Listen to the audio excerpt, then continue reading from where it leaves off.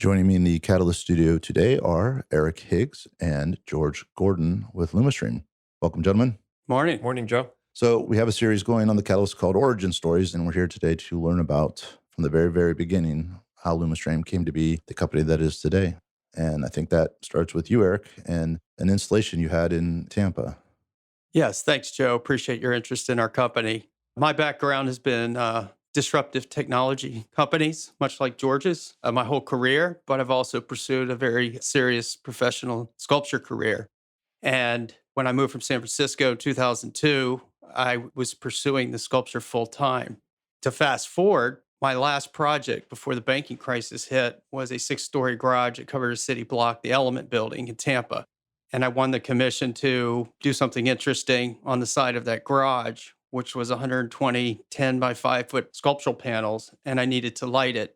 I've always been fascinated with light as it creates the mood, it creates the drama, especially as the evening comes in and the light brings focus to certain items and art in particular. That light has a tremendous impact and is necessary. So as I looked into it, I've been more or less an environmentalist my entire life, since a small kid, actually. And I was looking at the energy consumption of what would typically be used in metal halide lights. And I calculated it was about 22,000 watts of power required to run this. And at night, the lights would run 10 to 12 hours a day. LEDs were just coming online, and I was fascinated with the technology. It was based on quantum physics, not running power through a filament in a vacuum. The same technology that, Edison Been around a while. had 130 years ago.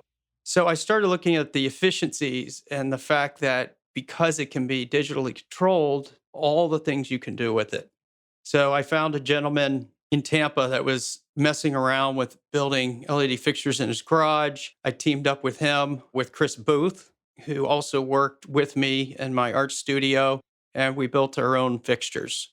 And it became very apparent that the way the industry was approaching it was flawed, that putting what's a low voltage product, DC power, on a high voltage AC infrastructure made absolutely no sense. Very much it should be treated like a stereo amplifier and speakers. So that was the advent of Lumastream, is to build a logical system from ground up that maximizes the benefits of LEDs. On that art project installation, for instance, instead of 22,000 watts, it turned out to be 880 watts to power the entire city block, lighting up the sculptural panels. Just absolutely profound. So the realization, again, was that there's a high-tech product now coming into an extremely low-tech industry. And because the big companies don't typically innovate, there's too much inertia, it's the small ones that take a chance and do that. So what happened in 2009, roughly, is that I studied the lighting space for about a year before I pulled the trigger. It's not the easiest time to start a company, a banking crisis, but fortunately, I had a number of friends and family members and business contacts. A lot of them I helped make money for in the past that backed me. And we were able to get this thing going. We were able to pull together the technology by an engineer that had actually had a good jump start on it out of Canada. And our approach was to sell an entire LED lighting system on a power infrastructure that made sense, that solved literally all the problems, the premature failure, the flicker, the color problems over time. I'm talking about white light as well. And we created this system. We have 22 patents, 9 pending, and many more to come after that. So when nobody else was looking at this space, we were. So we have an 8-year track record of, without a doubt, by multiple times over, the most robust, longest lasting LED lighting system in the world. So was it your and Chris's lights that were used in that installation in the end? Yes. So you actually built those We built with Chris those and from used scratch. them in the installation? We used them in the installation. That's great. And you said that as you were taking that year to understand the industry and form your plan forward, that you got a first round of support from some people. Basically, friends and family, my own money. So $1.5 million in seed capital. And you said you had made money for some of them in the past. Can you elaborate a little bit on what some of the other Well, things you worked with them I've worked in the Silicon Valley. I started learning mobile computing, learning software company back when mobile computing wasn't even a word, back in 94. That had an evolution where our investors made some money. I helped start, not as a founder, but one of the founding executives of City Search, and we built that, which ended up being a merger with Ticketmaster and a market cap over $1 billion. And then I've worked as an advisor board member in other companies that have made money for investors. And the common theme is just perseverance. I mean, it's brutal building a tech company. I know you've seen that with some of the local companies. That's a common story. Sure. So, especially when you're disrupting an industry, it's not worth going through all this if it's not a revolutionary product. It's got to be significantly better. If you're doing something that's incrementally improving, you're going to get run over. It's not enough. So that is what we aim to do. Over the history of the company, we've raised about $26 million. We are raising funds now that will position us as a very valuable potential acquisition target. We received incredible validation last week, the biggest AV trade show in the nation, audiovisual integrators who are going through. I'll explain that in a minute, but it's the biggest trade show in North America, and we won best product. And now we have some very, very large companies approaching us for partnerships. It's going to get real interesting, but it's everything we've been working toward all these years. So we're at this great inflection point where all this work is looking like it's going to pay off big time. That's great. And I want to continue to close the gap between that and the beginning. So obviously at 1.5 million for a, locally here is a decent seed round, friends and family round, bigger than a lot of people's A rounds here. But you're coming into this with an experience in doing this. So it wasn't just, hey, I'm going to start a company for the first time. You had some gravitas behind this raise and some track record and rails that you were running on. Well, I had either led or been one of the primary people in raising about 120 million for tech startups in my career, mostly in the Silicon Valley. When I moved here and when I started, switched from sculpture to high tech, I really didn't have the context here. This is all money out of the area, the 1.5. The rest of it, about 2/3 of it, came from the Tampa Bay area. It's been very laborious. There really isn't organized private equity or VC funding that is targeted and toward the kind of valuations you get determined by other things than a multiple of trailing revenue or EBITDA. I mean, high tech companies start up that you don't have an EBITDA and you really don't want it because you can't move and grow fast enough. Now, later on, like where we are now, we're working very quickly toward a positive EBITDA and cash flow positive. It's very important at this point. But I think you find a common theme amongst all tech startups here that the professional, organized private equity and VC money will come with some big exits and some attention. However, there are lots of sophisticated individuals that have put in significant amounts of money in our company multiple times. The average person has invested at least twice. We have some people that invested 6, 7, 8 times now. It's pretty incredible as we move through the history of the company. Yeah, and I think Lumastream has been a trailblazer in sort of breaking down, transitioning people. We had a lot of real estate money here, right? That's what people were used to investing Hospitality. in. Hospitality, yeah. So you, Savvy Card, Priatech, you sort of were the 3 or 4 companies that really got people thinking that there are other things that people should invest in. And I think the companies that are starting today benefit from the groundwork that you guys have laid in the last 5 years. Well, I appreciate that. That's absolutely the truth. So it was as much of an education of risk and reward in a company like this as it was anything else. And the concept of taking a very, a small, under 5% or whatever your risk profile, depending on what stage in life you are, and going for emerging technologies.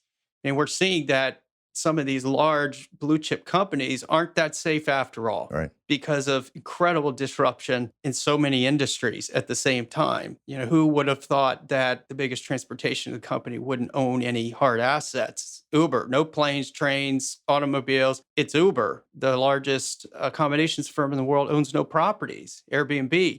So these disruptions are going to fundamentally undermine the large companies through disruption. And if investors don't place some bets in these types of things, you've got cryptocurrencies and blockchain, neural networks, AI, all these things that are going to be the future, then I think it's a poor, balanced investment portfolio, right? The diversified portfolio must include that now. Absolutely. So now we're past this first stage. Who's the team at this point? Who are the core few people that are involved going out of this first round? We have had the same core team through the history of the company, which I think speaks to the culture and the loyalty of what we're doing and the belief that we really do have an opportunity to change the entire lighting industry. So Michael Gatos is an architect, but he has headed up market development and the launch into our distribution channel, which is our low voltage DC product, like a stereo amp and speakers, into the audiovisual industry. They've never had the chance to sell lighting before. They've been doing control systems for many years. So we launched into that. Mike led the charge there. Tom Richards is Chief Business Development Officer. He's been there almost since the beginning, leading a company, like I said, that we ended up acquiring that had a jump start on the platform that we envisioned. We've had a number of other folks. I mean, George Gordon, who's sitting here, who is now the CEO and president of the company. He was an early investor and has followed an advisor. You might want to say a couple of things about your perspective on the company itself. Well, thanks, Eric. I first met Eric in 2005 when he was making his living as the sculptor, probably before you did the Elements building. And I met him because my wife is a sculptor. We had that in common. And it was sort of a serendipitous meeting through that relationship that I got reacquainted with Eric in 2011. And he told me about the technology, which I did some research on and I believe in. I believe it's the future of lighting. I did then, I still do. And invested, I guess, late 2011, early 2012, then a second time after that. And have been close to Eric as a friend and a colleague ever since. And it's now time for the company to begin to scale, and volunteered to come back and take over as the CEO so Eric can continue to work on strategic partnerships and ultimately the exit of the company. So let's catch back up then. You had the first round, then how long was it between the friends and family round before you raised your first non-friends and family money? I wanted to mention a couple other people that have been here. They're local and they deserve a lot of credit. Jack Weiser, that comes from the development community and the finance community, joined us. He saw the vision of what we could do in buildings. He's a Tampa native. Frank Ryder, who is in charge of some of the operational aspects of our company. These are people that have been here since the very beginning. Again, we've been through some very difficult times, but we've pulled out of it. Perseverance is what it takes. And we have investors who have stuck by us and believed in us through those periods and supported us. There's some great people here that have a lot of passion, and not only the success of the whole startup community here, but our companies, you mentioned Pretech Savvy Card being some of the leaders here. There's been some tremendous support for us. Without that, we wouldn't be here today. We have some new team members recently that are critical. We have Ryan Jordan has come in with his experience in sales recently. As George said, we're scaling up into a much bigger company, the plans that we have. And Ashby Green, a lot of people know Ashby from around here. He's our CFO now, and has brought a level of professionalism that we've been seriously lacking on the finance side. So we're putting all the block and tackle and fundamental pieces in, bringing George in as a highly experienced tech entrepreneur, many, many successful exits. And I think we absolutely have the A team now. So we're going to do this. There's going to be big news coming out very soon. In terms of the capitalization of the company, it's been a series of convertible notes and preferred equity rounds, augmented with some debt. The reason for convertible notes is, first of all, it's an easy thing to paper. Second, you typically do a convertible note when it's very difficult to determine a valuation of the company. And so you have a convertible note with some incentives, some discount incentives, and typically with a cap, so that the investors that put money in that allow you to grow the company into a more valuable company are protected from some runaway valuation. So that's been very successful. And then we've had a series of equity rounds. Again, $26 million to date. We're raising 5 more now. We're feeling like this round is the most incredible opportunity of all, especially since last week, and these monster players, industry players that are knocking our door down right now. Was the first round after the seed round, was that a convertible note or was that an equity round? Do you remember? The seed round was a convertible note. Oh, seed round was, okay. And because of some early traction we had, instead of having a mandatory conversion on a formal preferred equity round, I went to the investors and said, I recommend you convert now at a reasonable valuation because you took very early risk. And then we did that and had a Series A closing without new money very quickly to protect those folks that backed me in terms of a valuation before it went way up. So that valuation at that time at the conversion was roughly $6 million. And then we went to $18 million. And it's tiered up from there. So we have a $46 million valuation now on this raise. So that's pre-money against the 5? Yes, right. So it'll be 51. Great. And as you progressed through the rounds, you said the team stayed mostly the same? Yes, we brought a number of people that are not here with us now. I mean, every company maybe misses on some hires, but also there are individuals that are ideal for certain stages of the company. And when the company reaches the next stage, you try to move around different seats of the bus, but that doesn't always work out. So that is really part of the natural evolution of the company. But those core people that have helped build this company, the cornerstones in this company, fortunately have been able to grow and be more relevant as time goes on. And these are wonderful people. I believe the good guys can win, ladies and men. You can build a company with ethics. You can build a company where people are treated with respect. And it all comes down to the leadership. Leaders need to lead, not push, and push people blindly and have expectations. And people are very stressed out under the circumstances. So George and I take an approach of leaders. We'll do anything. We'll clean the toilets if we have to show that we're not above anything else in the company, and then lead them with a vision and give them the resources they need to succeed. That's great. So, George, let's talk about coming from the other side of it as an investor originally and watching the company grow. What are some of the customer wins that you remember? I know you've had a few big names that have come in as customers before you switched to the distribution model, which kind of abstracted that out a layer. But who in your memory were the glorious first wins that when you The two biggest ones that I remember are PDQs and then Tesla, which currently is struggling with some of its own issues, but we won the contract to do all of their showrooms worldwide. That's fantastic. So that was a big win for us. And if I remember correctly, one of the PDQ things, there was a inside versus outside solution. Were you able to provide the lights for the outside and the inside for the PDQs? Well, yes, this is Bob Basham's. He's a co-founder of Outback, as most people know. They're located in Tampa under MVP Holdings. Bob gave us a real chance. It was early on. We had a vision, and he believed in us. And I think we've done about 75 PDQs across the country now, and we're still providing that lighting for that chain and many others. So that was a validating event because we could go to other customers, especially restaurants, and say, well, the founder of Outback believes in us, and we're doing all his restaurants, and that helped us get others. Startups need validating customers, and because it sends a signal to the market. And I felt that if we could grab the golden ring and get what most people consider the most innovative tech company in the world, Tesla, then nobody would question our technology again. And so that happened and allowed us to launch into a very scalable distribution How model. did that happen? How did you get in the door with that? I cold called him about 60 times until the head of global purchasing it was said, back to your word, perseverance. yeah, it's perseverance. He finally called me and said, he used a couple words I won't use on the air, but he said, what do I have to do to stop you from calling me? And how did you get my cell phone? So I said, I need 20 minutes with the design team, the store rollout team, you, and I named a few others. And he said, well, you leave me alone if I give you that meeting. And I said, well, probably. So I flew out there. In 15 minutes, he cut me off. He goes, I get it. It makes total sense. Can you actually provide the power behind and the fixtures we need and the specs that we need to meet? Because they were on all kinds of lighting problems in their showrooms. And the cars are Elon Musk's jewelry, right? Need to be lit up right. So the cars look the same in the showroom as they do outside. So we proved that to them by basically building an entire lighting system that blew away what they had, not only met their specs, but exceeded it by a long shot.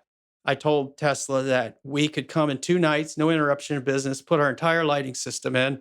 If he liked it, they got to pay for it. If they didn't, we'd rip it out and put their old stuff in. And they loved it. But we still had to go through about a year process to prove ourselves in multiple pilot locations. And then they pulled the trigger on it. So again, that was a very tough sale, but we're incredibly grateful that we have that because it was the ultimate validation. And I think every tech company absolutely needs that to go to the next level. So at that point, you were selling directly to the businesses. And then at some point, you made the decision to move to working through distributors. Can you talk about that process and how you came to that decision? Distributors isn't quite the right word for it. The original business plan was to sell through low voltage integrators, which are the AV people, the security cameras and whatnot. They don't need an electrical contracting license to put our product in. And again, they've been putting lighting control systems in for decades, but they've never been able to sell the lighting, even the industry solution to lighting, because you still need to put a high voltage infrastructure in, not the case with us. So we couldn't launch that until we had the validation. We had a broad product set, We had enough marketing materials, the proper website, and the proper support.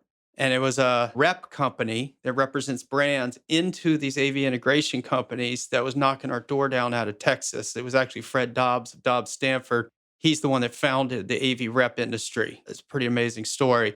So we started selling directly to AV integrators because their motivation to expand their product categories is enormous. Their margins on, TV, video, stereo equipment has been declining over the years. People are buying them online, and you could buy a 60-inch television, high-def television for $400 now. So they weren't making money on some of those things that were the cornerstone products. So we come along and say, you could expand your revenue dramatically and also get the control work, which you've always been doing. And the interest has been tremendous. So what we're working on now is bridging we call it the enthusiasm gap. Their crazy enthusiasm for a product to basically sending in purchase orders. And we've got that formula, I say, pretty nailed down now. We know what we need to do. So unlike earlier rounds where you're using a lot of the money to explore what the right model is, the right product sets, et cetera, we know exactly where our money's going now. And it's going toward building and innovating, but it's going to sales and marketing. And we will rapidly expand our revenue doing that and through strategic partnerships with some industry titans. Wonderful. Let's talk a little bit, give a couple minutes to the technology itself. So from the beginning of the company to where you are now, what were some of the major technological hurdles that you crossed over?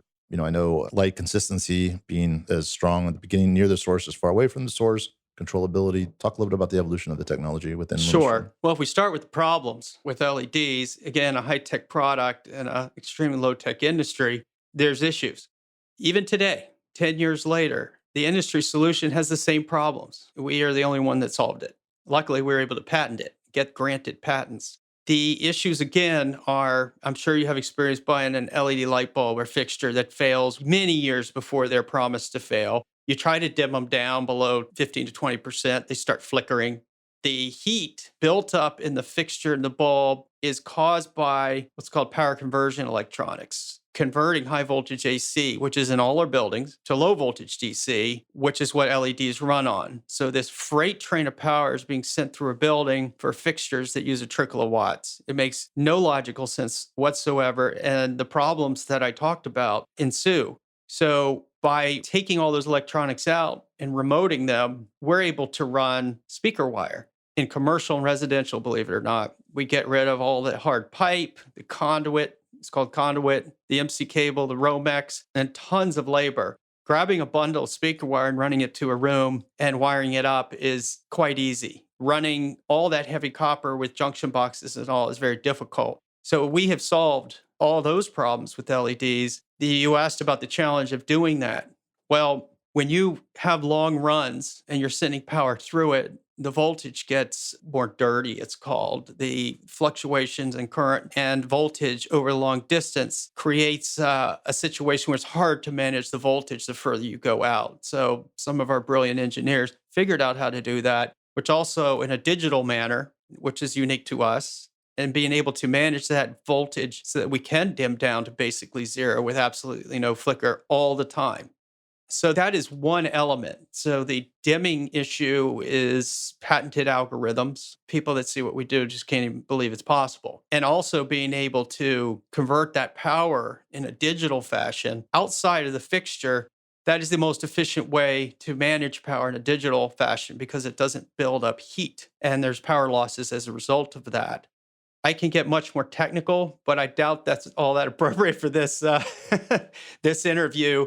But the bottom line is we have pioneered lots of intellectual property around a system approach of an LED that solves all these problems. Now we're innovating into the IoT space where sensor technology collects data on human analytics, say in a retail store, and we are perfectly positioned with our power technology to collect that data.